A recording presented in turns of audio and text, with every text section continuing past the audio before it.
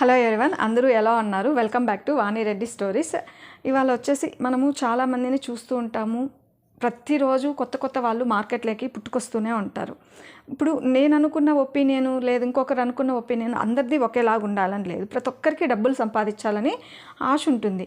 ఇప్పుడు ఇక్కడ మనము అసలు ఎస్ఐపి అంటే ఏంటి, ఎందుకు ఎస్ఐపి వచ్చింది, దానివల్ల మనకు అడ్వాంటేజెస్ ఏంటి, డిసడ్వాంటేజెస్ ఏంటి, ఒకవేళ మధ్యలో స్టాప్ చేస్తే ఏమవుతుంది, స్టాప్ చేయొచ్చా అనేది లేదు. లంసమ్ ఒకసారిగా మన దగ్గర అమౌంట్ ఉంది, లంసమ్గా తీసుకెళ్ళి పెట్టేస్తే ఏమవుతుంది అనే దాని గురించి తెలుసుకుందాం. తెలుసుకునే ముందు ఒక చిన్న స్టోరీ అండి.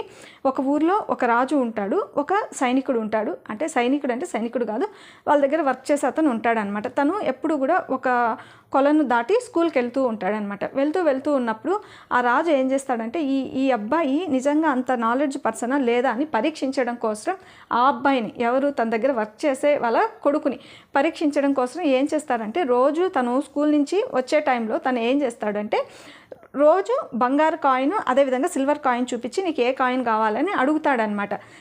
తను ఎప్పుడు సిల్వర్ కాయినే పిక్ చేసుకుంటూ ఉంటాడు. ఇలానే జరుగుతూ వస్తుంది. రాజు అనుకుంటాడు, వీడికి ఏం పిచ్చా, బంగారు ఇస్తే తీసుకోడేంటి, వీడు సిల్వర్ తీసుకుంటున్నాడు అని. అంటే ఇప్పుడు తను ఏమనుకుంటాడంటే, అప్పుడు ఇలా జరుగుతూ ఉండగా ఒకరోజు తనకు ఎందుకో డౌట్ వచ్చి, సిల్వర్ కాయిన్లో వీడు బంగారు కాయిన్స్ తీసుకోవట్లేదు, ఎందుకు గమనించాలి అది ఇది అనుకొని, సరే వాళ్ళు నాన్నని పిలిచి నీ కొడుకుని పిలిపించు, ఒకసారి మాట్లాడాలి అని అంటాడనమాట.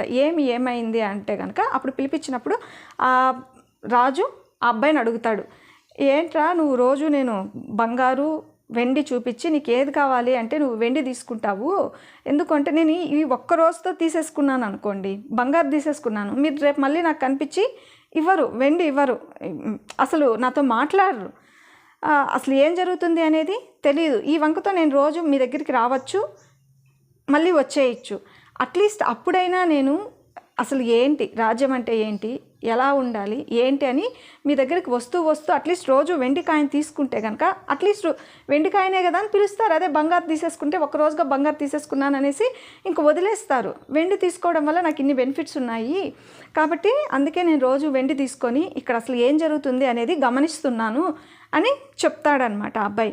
అంటే ఇక్కడున్న ఇన్నర్ మనము అర్థం చేసుకోవాలి. అదేవిధంగా ప్రతి ఒక్కరూ ఒక్కసారిగా వచ్చి మార్కెట్లోకి, ఇప్పుడు దేంట్లో మీరు స్టాక్ మార్కెట్లో ఇన్వెస్ట్ చేస్తారా, లేదు ఎస్ఐపిలో చేస్తారా, లేదు మ్యూచువల్ ఫండ్స్లో చేస్తారా, ఈటీఎఫ్లో చేస్తారా, ఇండెక్స్ ఫండ్స్లో చేస్తారా, ఇలా కంపేర్ చేసుకుంటే కనుక అది మీ ఇష్టం అనమాట.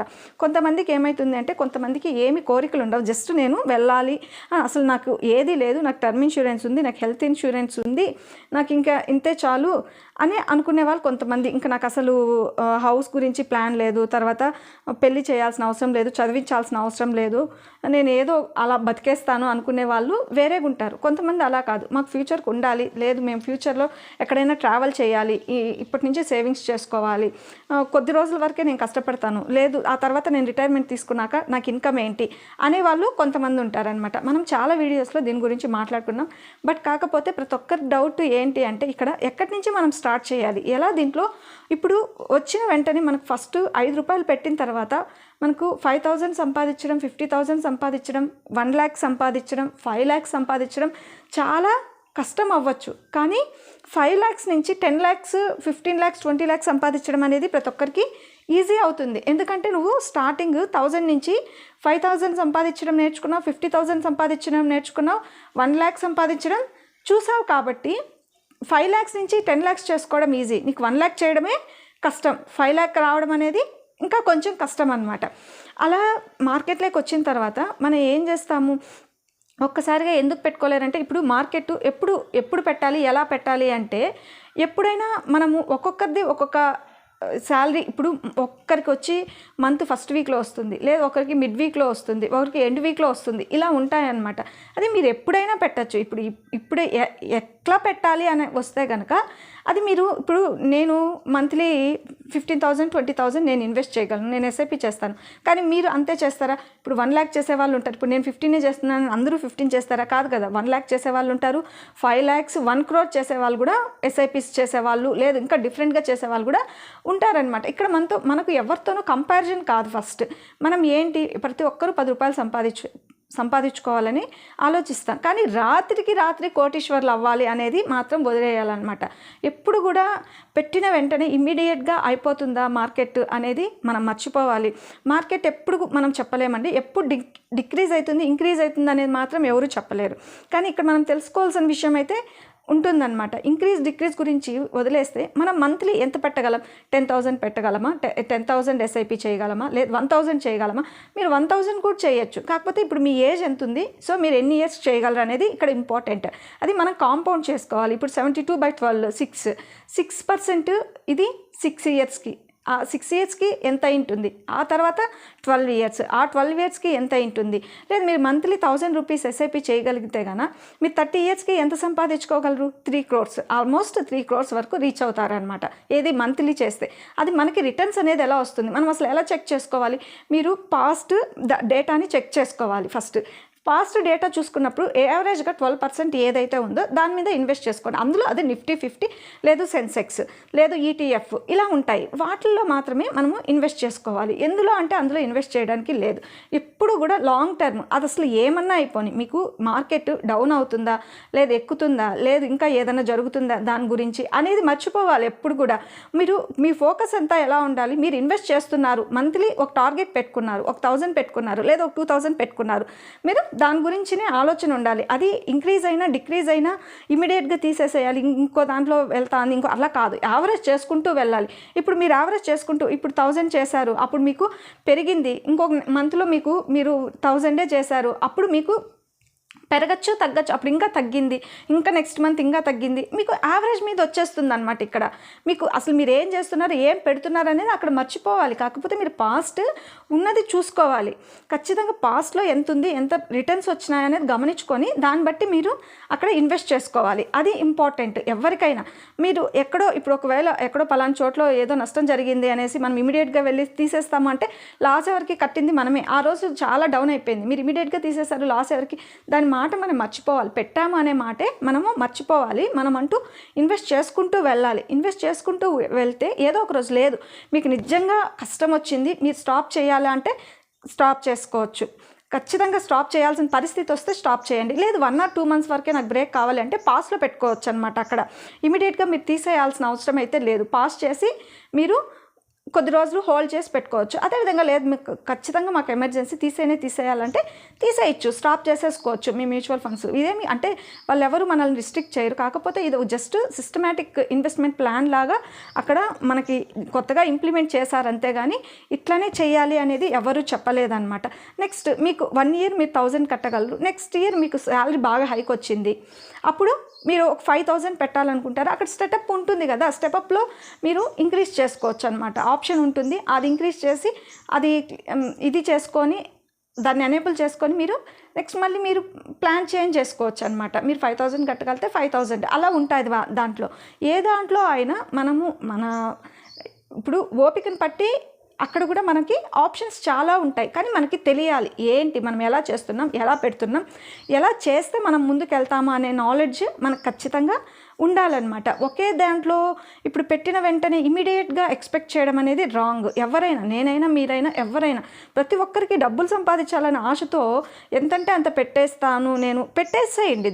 దానికత కాదు, మీరు ఇన్వెస్ట్ చేయొచ్చు. కాకపోతే మీకంటూ కొంచెం నాలెడ్జ్ పెట్టుకోవాలి.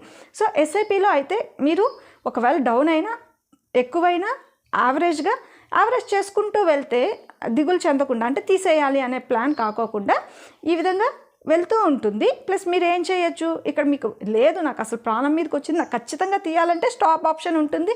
లేదు మీరు కొద్ది రోజులు హోల్డ్ చేసి పెట్టాలి, పాస్ చేసుకోవాలంటే అక్కడ పాస్ చేసి పెట్టచ్చు అనమాట.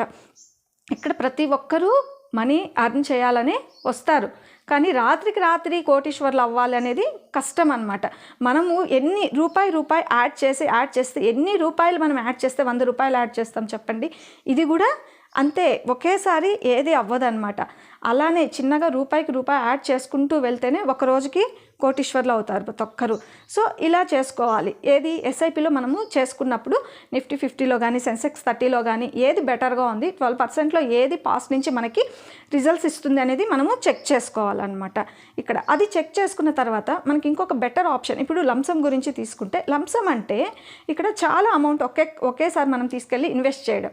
అది మీరు లాంగ్ టర్మ్ ఇన్వెస్ట్ చేస్తారా, షార్ట్ టర్మ్ ఇన్వెస్ట్ చేస్తారా అనేది మీ ఇష్టం. ఇప్పుడు ఎస్ఐపిలో కూడా మనం ఏం చేయొచ్చు, ఎస్ఐపిలో మనకు వచ్చిన అమౌంట్లో కూడా మనం ఓకే ఒక 5 lakhs వచ్చింది, మీరు స్టాప్ చేయాలి, మీకు మంచి నాలెడ్జ్ వచ్చింది, అప్పుడు మీరు ఏం తీసుకుంటారు, ఇంకొక దాంట్లో ఏదో ఒకటి మీరు ఈటీఎఫ్లోనో లేదా మ్యూచువల్ ఫండ్స్ కాకోకుండా లంసంలోనూ పెట్టాలనుకుంటే అప్పుడు పెట్టుకోవచ్చు అనమాట. ఎందుకు, ప్రతి ఒక్కరికి ఇంతో అంతో ఇప్పుడు మీరు లంసంలో పెడతారు అనుకుంటే మాత్రం మీకు ఖచ్చితంగా ఎస్ఐపిలో అయితే మీరు బ్లైండ్గా పెట్టచ్చు, కానీ లంసంలో అలా కాదు. మీరు 1 lakh 2 lakhs పెట్టినప్పుడు అది ఒకసారి అప్పుడు అవ్వచ్చు, ఒక్కసారిగా పడిపోవచ్చు, ఒక్కసారిగా హై అవ్వచ్చు. మీరు అనాలిసిస్ చేసే నాలెడ్జ్ ఉండాలి. ఇప్పుడు ఎందులో అయినా మీరు ఒకేసారి 1 lakh పెట్టేస్తారా, ఒకేసారి 10 lakhs పెడతారా, ఒకేసారి 1 crore పెడతారా, లేదు మంత్లీ 1 lakh ఇన్వెస్ట్ చేస్తారా, లేదు మంత్లీ 10 lakhs ఇన్వెస్ట్ చేస్తారా, అట్లా మీరు డివైడ్ చేసుకోవచ్చు అనమాట. ఒకే దాని మీద ఇప్పుడు అన్ని గుడ్లు తీసుకెళ్ళి బుట్లో పెడితే అది పగిలిపోతే ఏమవుతుంది, మొత్తం పోతాయి. అలా కాకోకుండా మనము డిఫరెంట్గా పెట్టుకుంటే కనుక, ఇప్పుడు 10 lakhs ఒక దాని మీద ఇన్వెస్ట్ చేస్తున్నారు, ఇంకొక 10 lakhs, ఇప్పుడు మన ఇండియా గ్రోత్ అవుతుంది అంటే కనుక ఖచ్చితంగా మన స్టాక్స్ కూడా పెరుగుతున్నాయనే కదా అర్థము.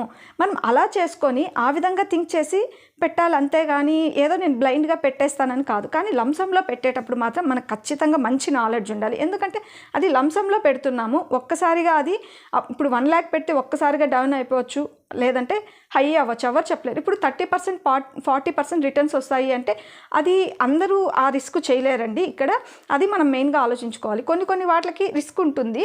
సో అది రిస్క్ మేము బేర్ చేస్తాం అనుకున్న వాళ్ళు 30% 40% రిటర్న్స్ చూసే వాళ్ళు కూడా చాలామంది ఉంటారు. కానీ స్లోగా వెళ్ళి మనము రేస్ని విన్ అయినామనుకోండి, దాంట్లో వచ్చే తృప్తి మనకి చాలా ఎక్కువ ఉంటుంది. లేదు ఒక్కసారిగా వెళ్ళి మనము లాస్ అయినామనుకోండి, బాధపడాల్సింది తర్వాత ఎవరు, మనమే కదా.